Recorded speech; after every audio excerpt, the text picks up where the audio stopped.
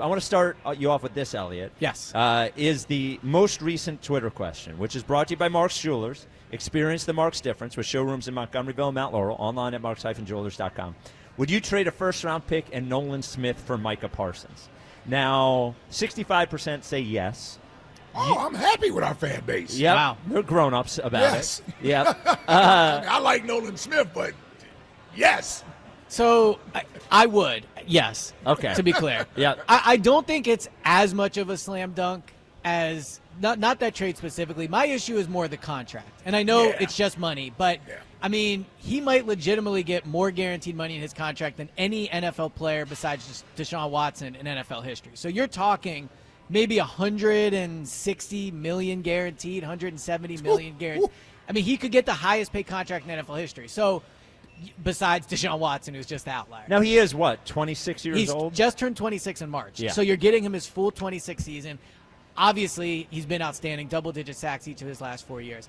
So I think if I was Howie, I would do it, but it is a massive, massive price to pay for one player who they could use and would obviously make them better, but the Eagles, as currently constructed, could win the Super Bowl. So I could see the argument of why invest so many resources into one player when you're almost might be better off with this roster being able to use those resources for honestly, maybe 5, 6, 7 players with that amount of cash. I mean, 160 million guaranteed, that's a lot of cash. So I would do it just because he's such a special player. He would completely change your defense. Him and Jalen Carter over the next 5 years would be insane.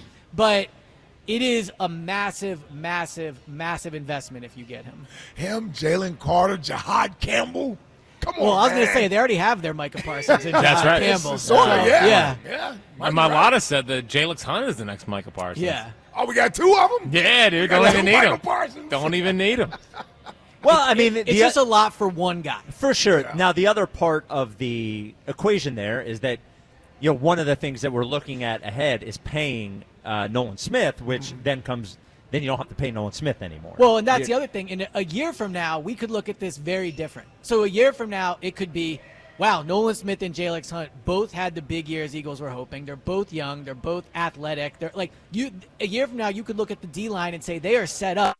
You always need a Micah Parsons, but they might not need a Micah Parsons a year from now. Or a year from now, we're looking and going, oh my God, they have nobody besides Jalen Carter on the defensive line. So it is a big year for figuring out what the future of this line looks like. Absolutely. And remember, Nolan Smith looked good last year, but looked good for like half the year last year. But very good. I mean, he had like 10 sacks in 12 that's games. a lot. It was good. Yeah, it was the very, postseason. exactly. Yeah. Yeah, he was it was good. He was very, very good. So, it's really just the contract for me. The pick in Nolan Smith, I would probably rather just give up 2 firsts and keep Nolan, but you could sway me either way on that. Yeah. I do think Nolan is good for their culture there. He's drafted here. I think he's going to be a good player. I don't know what the chances are you get a player better than Nolan Smith at 28 and on over the next few drafts, which is likely where they'll be picking, in that area. I think that the reason I think I'd probably rather give up Nolan is because if you are paying Micah Parsons, you're not paying Nolan Smith. That's a good point. Yeah. And then I'd rather have that pick on a rookie contract for the next 5 years than know that I'm paying Nolan Smith next year. Now, the other part of this is obviously not what we would do, but what will the Eagles do, right? No. So I don't think they will do it because Howie has never paid an edge anywhere close to top of the market value. All the edges he signs are usually middle of the pack guys. Hassan Reddick played like a top edge, but he was paid, as we found out when he was unhappy with his deal, middle of the pack. Bryce Huff, middle of the pack. Howie is never, for as much as he values a position, given big-time money to that type of player. But if you were going to describe a team that had the ability to do it, the Eagles have spent all offseason hoarding draft picks and all offseason saving their cash. So, we're led to believe that's for next offseason. But would it shock me if a month from now, all of a sudden, it's actually all that cash was saved because we thought Micah was going to ask out? Like, it's not crazy. Well, and the other thing I lost it. I had a really good point. No, you normally do. You usually do. Yeah, Sure, it was a great point. especially Well, about Jerry football. Jones would never do it either. So that's the interesting part. Like, if I were him, I wouldn't do it. If the Eagles are offering the most picks, and Micah's telling, I think Micah wants to come to Philadelphia. If he could, that's another reason why if I'm Jerry Jones, I wouldn't do it. But if Micah's telling, especially after Saquon. Exactly. Oh no! Now I remembered my good point. Okay. My good point being, you said Howie has never paid an edge, and that's true. But over the last year, we paid Zach Bond and we paid Saquon Barkley, 2 positions Howie hadn't paid previously. But the reason, not to diminish the point you remembered, but like that's a way smaller amount of cash is all I would say. Oh, sure. You're right in terms of doing things he doesn't normally do, but that's a different level of investment. Yeah. Well, and they would probably have to move on from at least one player on offense because they're going to play. I would think so. They're going to pay Jalen Carter. Well, they're going to do that anyway. No, I think they would just lose guys on defense. Eventually. Well, hold on. It's just Micah Parsons and Jalen Carter, and that's it? And then a bunch of young players? They have a bunch of rookies, but like move on from guys when? I mean, maybe 2-3 years from now. Next offseason, I don't think you would have to. I mean, you would lose guys like N'Kobe will probably go. I think Nolan Smith, you're right, Spike, if they were to acquire. No, you have to lose big salaries. Yeah, that's what I'm talking about. Where's the money coming from? You can't give Micah Parsons that type of money and not have it impact the offensive side of the ball. There's no question. Well, especially a Jalen Hurts extension. And probably Jalen Carter, you got to pay both of them. Let me ask you this. Eliot, would you trade Devontae Smith for Micah Parsons straight up?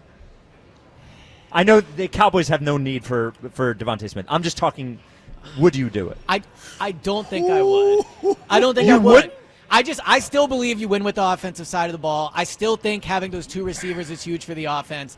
I also even though we're a running team. Again, running defense team. Well, just get another blocking receiver.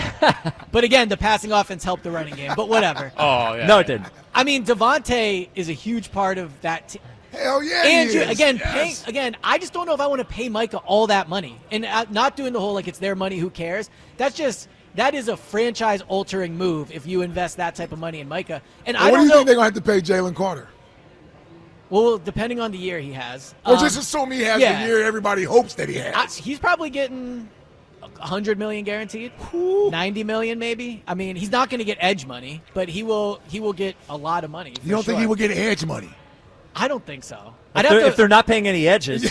Yeah. Well, no. I mean, when the contracts he'll ask for, I'll have to look at the defensive tackle contracts. Yeah, well, you got to look at Chris Jones. Right, but what did he Dexter get? Lawrence, I don't remember what it was. So I think he'll be the highest paid defensive tackle. I don't know Micah is going to get more than some quarterbacks got. So sure. I don't think it'll be comparable. Which to is that. why Jerry is not in a rush to pay him. But the question with Micah $95 million guaranteed for Chris Jones. Okay, yeah. So it'll be 100, 110, something like that. Yep.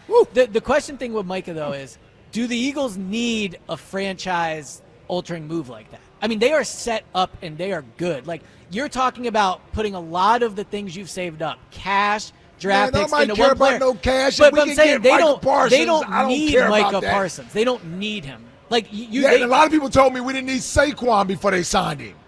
Yeah, but that's, again, a way smaller investment. I get your point. Forget about the money. I'm saying if the Eagles are willing to pay him, forget about that. They'll work the money out. I'm talking about talent-wise. You can't tell me the Eagles can't use – you just said we got Uche, Juche, Gucci, and Buche playing defensive end right now. Are you kidding me? I don't even know who the hell our pass rushers are. Both of them started today. Outside of Nolan Smith. So you mean tell me we couldn't use Micah Parsons? They could use him. I agree with that. But again, we're talking about, you guys just said, or at least Spike and Jack. Trying to block Micah Parsons and Jalen Carter?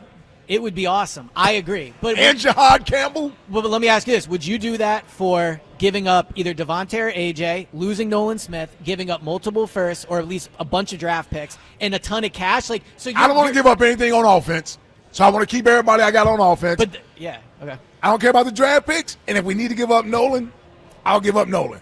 Agreed. I don't want to lose Devontae or AJ. Yeah, I don't want to give up. Well, you're going to lose Devontae or AJ. I really don't think you do. You keep saying that. I don't think they will.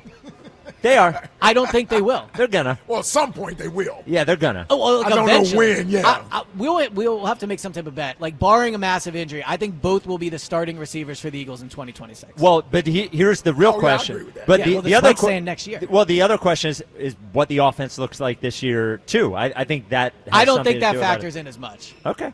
Like if they don't pass it again and they go to the NFC Championship game or whatever, they're not going to get rid of Devontae and AJ. Devontae and AJ are maybe the most 2 popular players in that locker room. Like I just don't think they would do that. I've said it once. I've said it again. 4,000 yards, 25-plus touchdowns.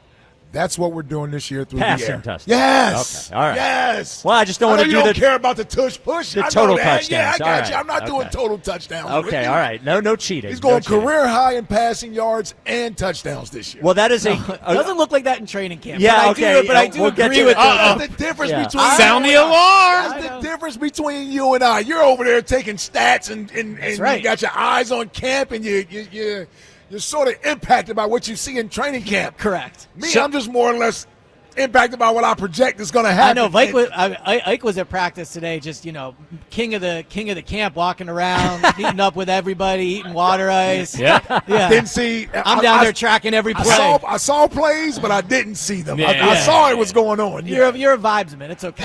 Yeah, I'm down there to shake hands, man. How do you work with those two clowns? Yep. Yeah, there it yeah, is. exactly. Did not get one of those today. Did not get one. By the way, a tweet from C.D. Lamb.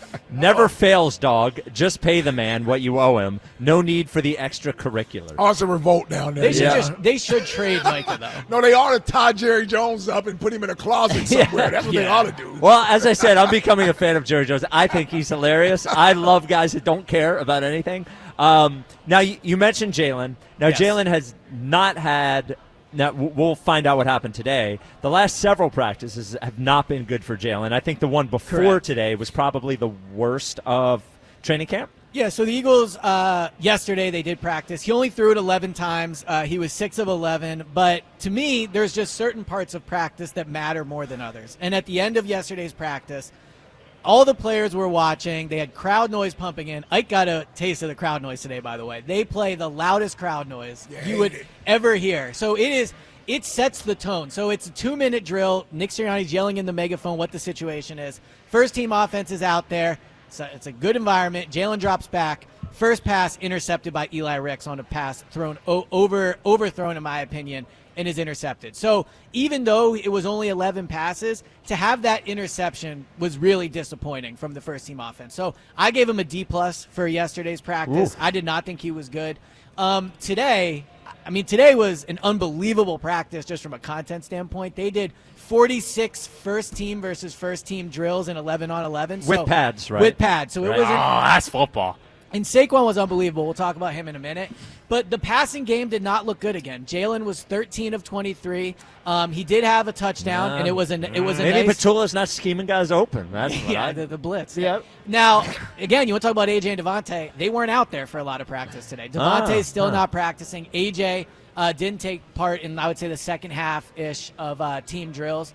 And it was just a disappointing, I thought, result from the passing game. There was twice where they were at third down inside the 10-yard line, and they did not get a passing touchdown when the ball was thrown. Once was to A.J. Dillon, once was to Anais Smith. Both fell incomplete. So there was a pass I thought was there for the taking, a deep pass to A.J. Brown. Almost got there, was broken up, but I thought the throw wasn't great. So there were probably 3 or 4 plays where if Jalen makes them, we're talking about an A+ day. But because he didn't, I ended up giving him a C+. Wow. So, okay, so let me ask you this then, Eliot. You have said repeatedly that if the quarterback ends up playing really good in training camp, Yeah, it portends usually a really good season. correct. What does it mean when the quarterback does not have a good camp? Then they don't normally have a good season. Okay, Yeah, and you would see no reason not to believe that this year. So I guess my question is, if Jalen doesn't pick it up, maybe it's uneven, he has a good day, bad day, blah, blah, blah.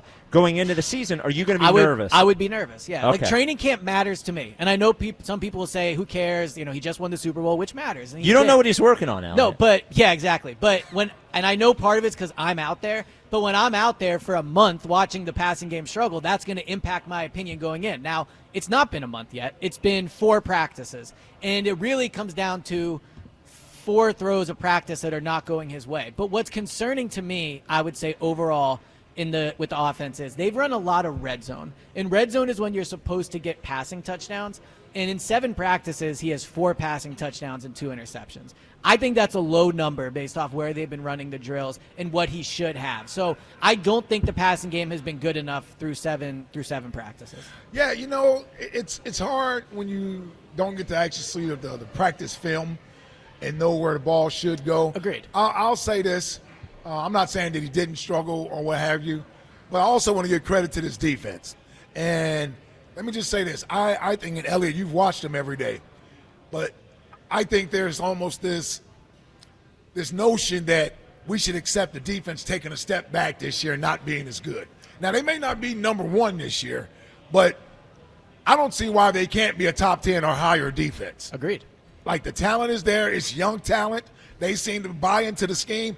This may be part of the reason why the offense doesn't look as good in training camp.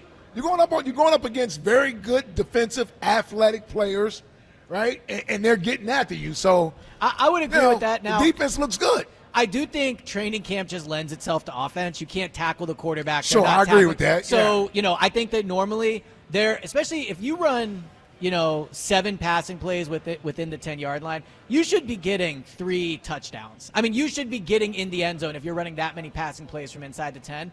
And I don't know that. They're just not doing that. Now, maybe with the caliber of players they have on offense, I can understand that. But we got pretty good players on defense as well. And I'll just say this. When you're a good defense and you're known for that and not giving up points, you take it personal. So you take it as a challenge down there in the red zone to not give up touchdowns. So, yeah, it may seem like the offense should get in there. It's their drill. But, man, defenses who don't like being scored upon don't give up touchdowns. I guarantee you, Troy Vincent, Bobby Taylor, Al Harris, Brian Dawkins, Jeremiah Trotter, those dudes were not giving up points down there in the red zone. I don't give a damn if it was Donovan and T.O. or whoever it was on offense. They didn't like being scored on down there. And so we always made it hard for our offense in practice. And so I'm just trying to get the defense a little credit. And I agree with that. And I'll say, too, that today, Cam Jurgens wasn't out there for part of practice. Landon Dickerson took some team reps that he didn't partake in. So they were missing guys. Again, Devontae wasn't out there. AJ wasn't out there. And that's part of it. But in a world where, let's say, all the talent is there on offense and all the starters are there on defense, I want the offense winning those drills. I think they have the talent to do it, and I think that the drill lends itself to the offense winning. So I think the main reason the passing offense has struggled is, A, the blocking has not been great from the offensive line because they're missing guys, and so Jalen is moving around a little bit. But guys have dropped passes. Goddard dropped a pass yesterday. Dotson dropped a pass today. And AJ and Devontae aren't out there. So that's part of it. But I just still when I watch practice, I see throws that are there to be made that Jalen's not making. Huh. I wish somebody would have said that before. That didn't happen last year. Well, he absolutely missed guys last year. Yeah, well, of course there were times he missed guys, but he was a net positive more than like a concern in the passing game. Are you talking about in camp or during the season? I'm talking about in the season. Well, he missed tons of guys during the season. Well, of course, he threw the ball. I mean, there was like 500 dropbacks. But ultimately, he was still better in the pass. Like, he wasn't missing guys every single week to a concerning level. There were weeks where he did it, but it wasn't concerning every week. I mean, it's just the facts. I don't know. It would just be weird that you would be so high on sack rate with the best offensive line in football if you're not missing guys. And you have A.J. Brown and Devontae Smith and Dallas Goedert. He does hold on to the ball. I agree with you on that. Okay. Yeah. And real quick, we talked about the Cowboys situation, but the Commanders also have a contract situation. Them too. Yeah, Terry McLaurin. Now, Terry McLaurin is 30 years old, but has requested a trade because they don't want to give him a new contract. That's a big thing for the Commanders. I mean, given the year they had last year. I mean, what a disaster. Yeah. I mean, I know Jaden Daniels is their most important player, and he will be the face of the team. But Terry McLaurin has been there through all of the bad of the past 5 or 6 years. A different quarterback every year. He's finally on a team that could legitimately win the Super Bowl next year. And now they're debating how much to pay him because of his age, which I understand, like, holistically. Especially at 30. Yeah, I get that. Yeah. But they are in a situation where they have to put that to the side. They could win the Super Bowl this year, and you have to pay him. I mean, you just have to. So for them to let it get to this point, I think is honestly a net positive for the Eagles, because to me it shows maybe they're not being ran at a level that the success showed that they were, or would led you to believe they were last year, because a well-run team does not let it get to this point with Terry McLaurin. Well, this is Joshua Harris's first run with this, right? So in the have a star player in the NFL. Unfortunately, he paid him beat. I think Terry McLaurin is a fantastic player, but what is he looking to be paid? Is he looking to be paid right where Justin Jefferson, Jamar Chase, A.J. Brown, when those guys are being paid, or you know what I'm saying? Like, but I almost don't think it matters. I think it does. You have to pay him what he wants. No. I think you absolutely do. What a negotiator. This is. I know. I am. You want to be a GM? I am a bad negotiator. Yeah. What do you want? All right, fine, take it. I'll tell you this much: if I was GM of Washington, Terry McLaurin would be in camp talking about how excited he was for the season. I understand and I think that you can't that is worth the difference in what you're paying. So if he wants $38 million a year, you're ready to give Terry McLaurin $38 million a year? I would give him a top 5 wide receiver contract. Put it that way. I'd have to look. I don't know what 30. Who just got paid? To a 30-year-old Terry McLaurin, you're out of your mind. I'm not out of my mind. Washington is finally, after 10 years of being a disaster, the best they've ever been. That's why it's He's tough. the face of the franchise. He's Well, he's not the He's not the face. He of is the the franchise. face. Jaden Daniels is the face. Jaden of the Daniels franchise. is maybe now, but I think Terry McLaurin has been the He's most one of popular them, player yeah. on Washington Sure. for since he's gotten there. Since he's basically. been there. They trade for Yeah. Fat Debo. Yeah, well, that's the other thing, too, is you have a rookie contract right now. Like, this is the time to overpay somebody. And if there's anybody on the roster to overpay, it's him. I don't think the distraction of this, all the good vibes they've built up, they're Sure. just diminishing by having the most popular guy on the team, That the I most agree popular with. player, sitting off to the side at practice. Like, yeah. Just pay him an extra $10 million. It should have never got to this point. Exactly, It should have yes. already been taken care of.